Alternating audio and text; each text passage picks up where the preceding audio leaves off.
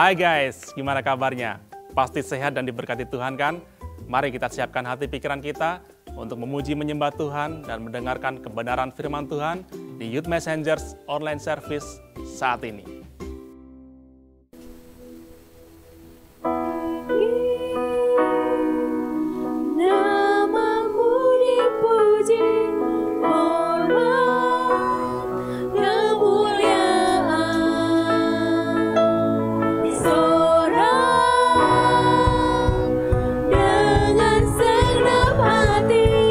Raja keagungan.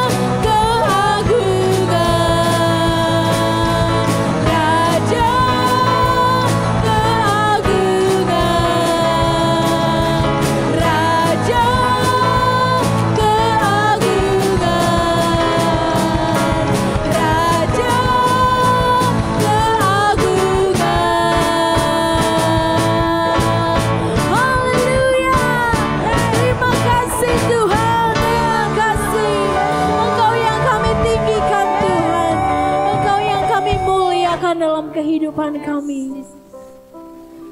Setiap hati kami mau memuji, bersorak, meninggikan Engkau. Kami mau menyembah-Mu Tuhan lebih dalam dan lebih dalam lagi. Engkau Allah yang hadir dan bertata dan setiap pujian kami. Oh ya ralabaya shekaya takara labaya san. Dinamaya rabaya shekaya rabaya shi. Terima kasih Tuhan, terima kasih.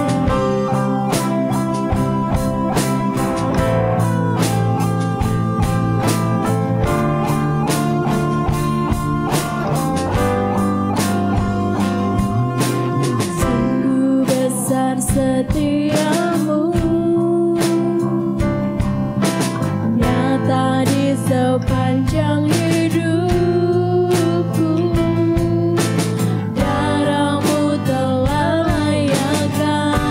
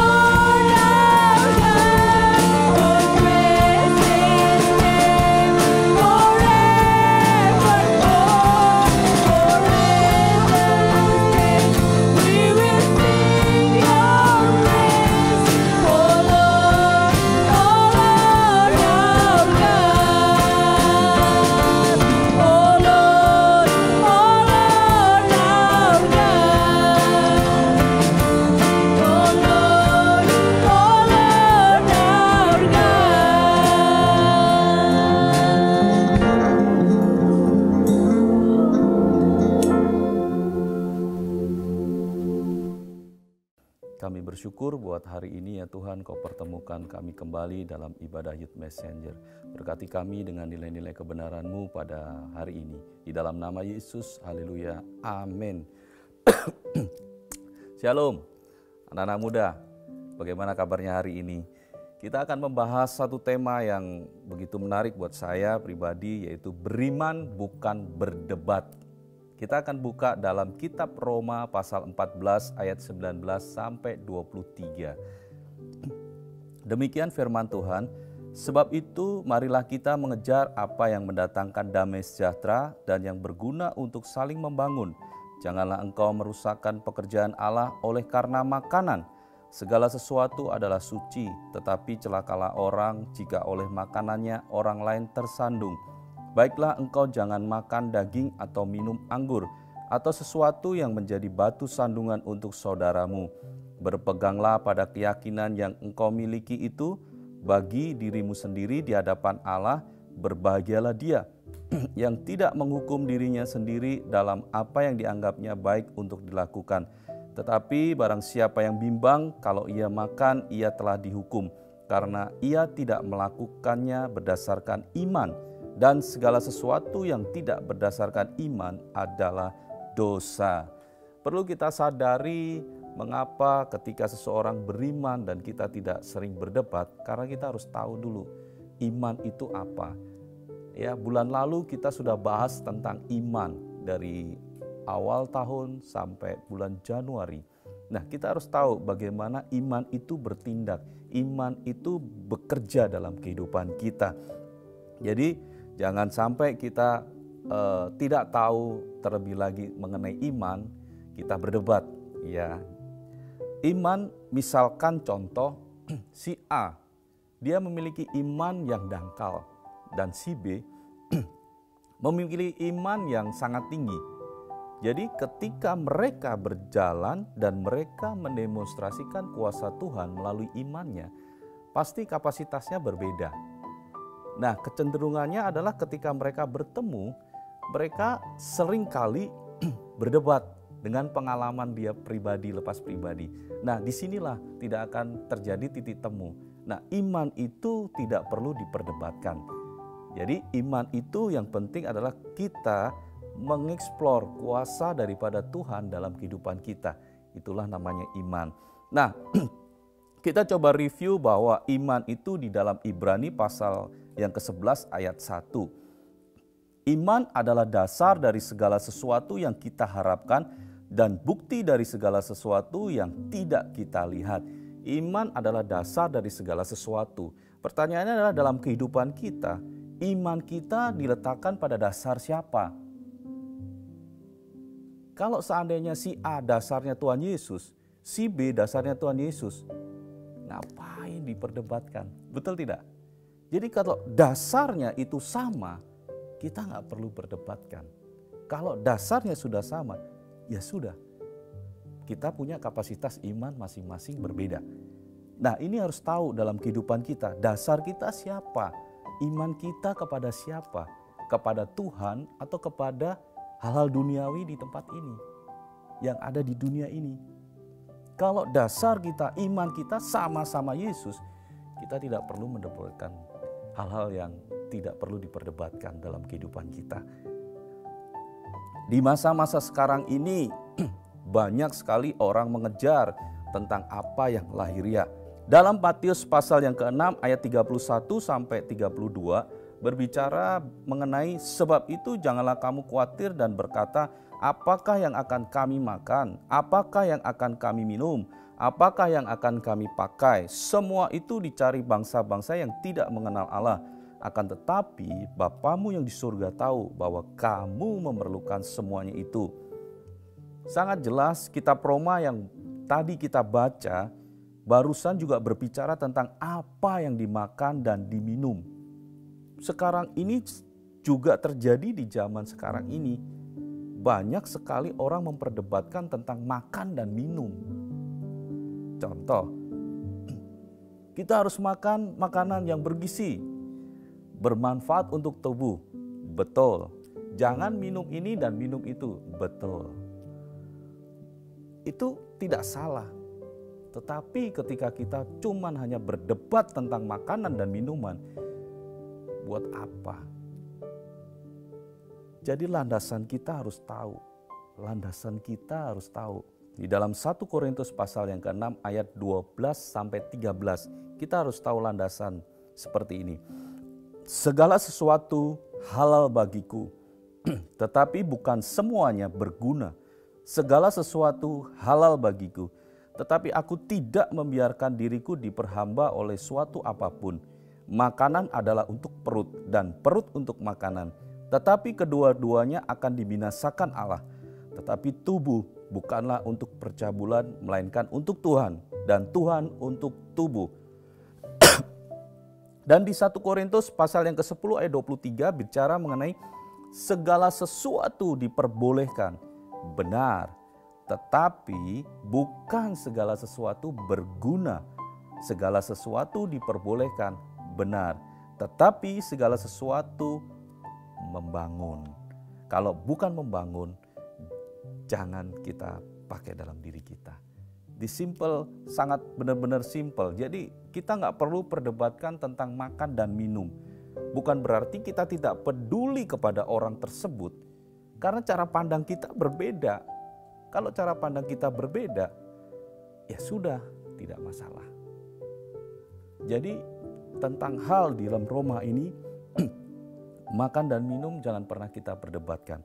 Yang perlu kita ketahui di dalam Roma pasal 14 ayat 20 adalah, janganlah engkau merusakkan pekerjaan Allah oleh karena makanan. Segala sesuatu adalah suci, tetapi celakalah orang jika oleh makanannya orang lain tersandung. Kita dituntut untuk tidak merusak pekerjaan Allah hanya soal makanan. Kita perlu sadari dan ketahui tentang hal kerajaan Allah itu apa. Kita buka dalam kitab Roma pasal yang ke-14 ayat 17. Sebab kerajaan Allah bukanlah soal makanan dan minuman, tetapi soal kebenaran, damai sejahtera, dan sukacita oleh Roh Kudus. Jadi sekarang kita tahu dan mengerti bahwa kerajaan Allah itu bukan bicara tentang soal makanan dan minuman. Ketika kita melayani di dalam pekerjaan Allah, jangan kita pikirkan tentang makan dan minum, untung dan rugi dalam pekerjaan Allah. Itu kita harus sadari.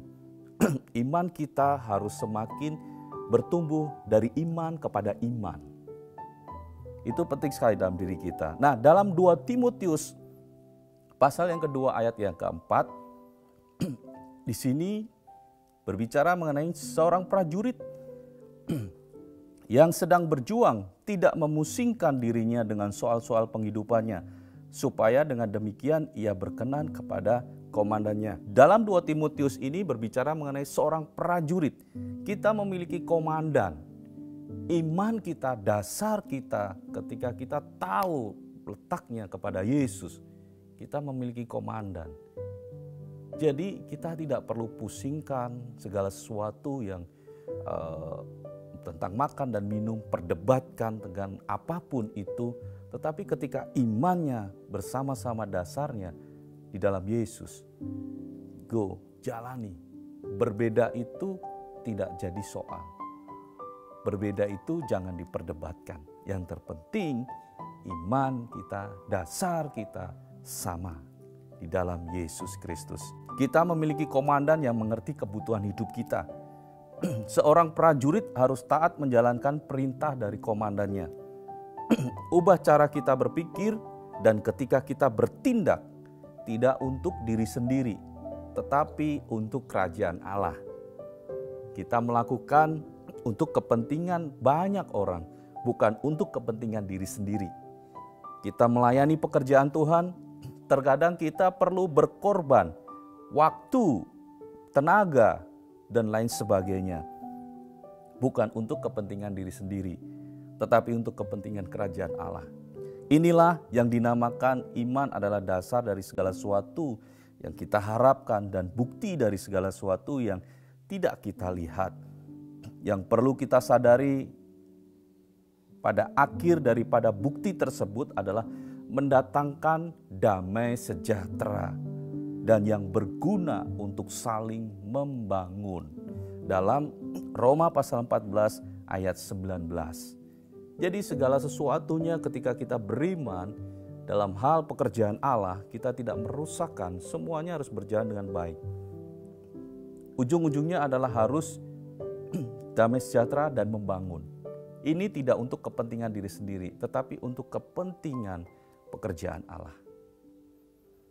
Jadi, jangan bangun iman kita dengan apa yang ada di dunia ini. Bangunlah iman kita dengan dasar yang kuat di dalam Yesus. Sangat penting dalam kehidupan kita.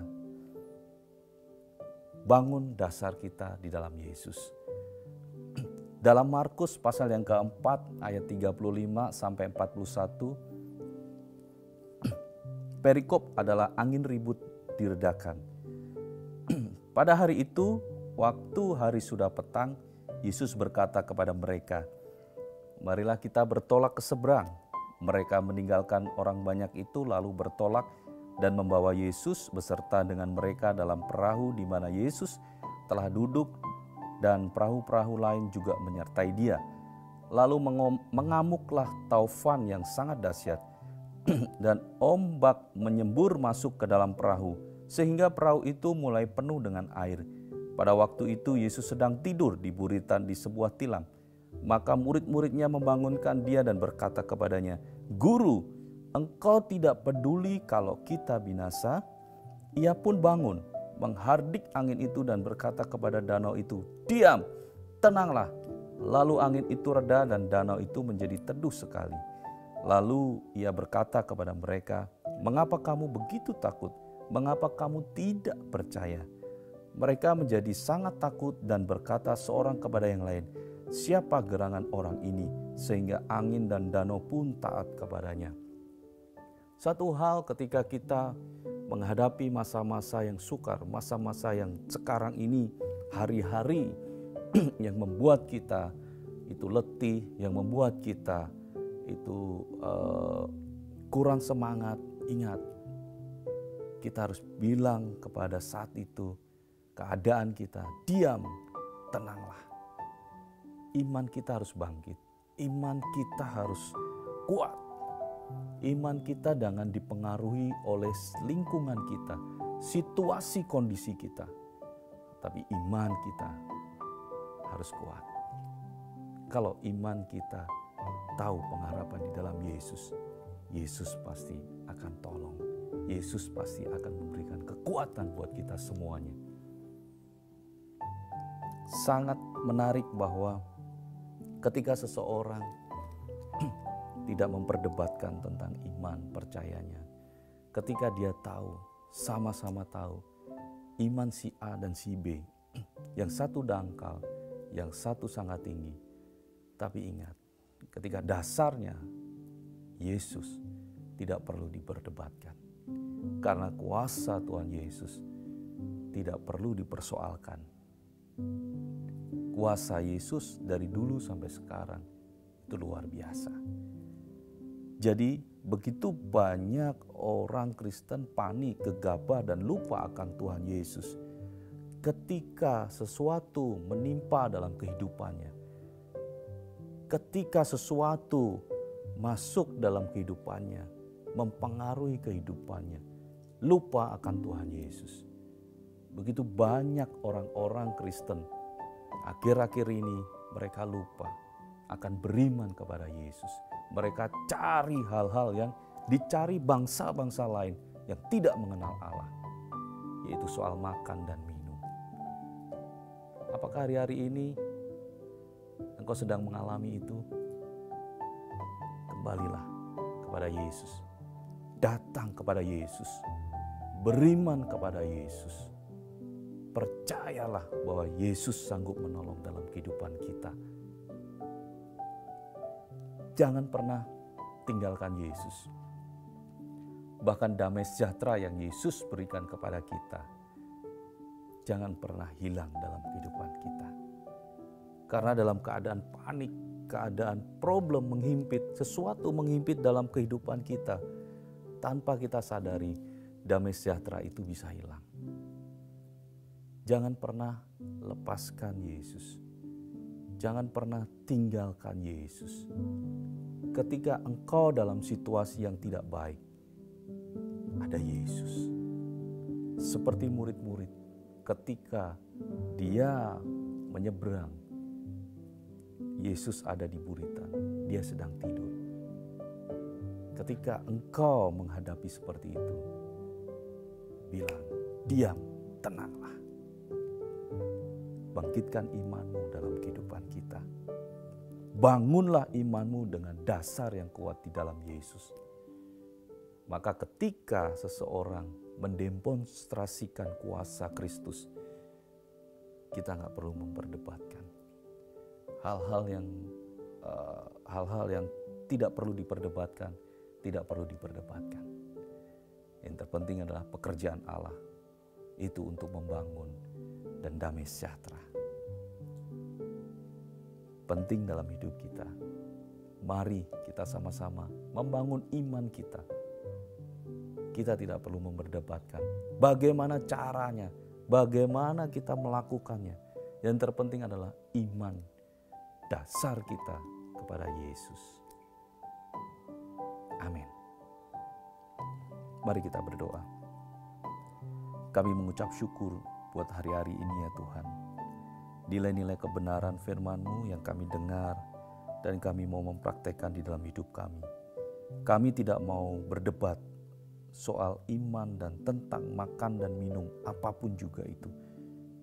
Kami akan mengejar apa yang mendatangkan damai sejahtera dan yang berguna untuk saling membangun di dalam kerajaan Allah, di dalam nama Yesus. Pakai kami semuanya melalui iman kami, pengharapan kami di dalam Yesus. Haleluya. Amin. Gimana? Pasti diberkati dengan firman Tuhan pada saat ini kan? Jangan lupa ya, kita harus menjadi pelaku-pelaku firman dalam kehidupan kita sehari-hari. Dan jangan lupa untuk memberikan persembahan di link barcode berikut ini.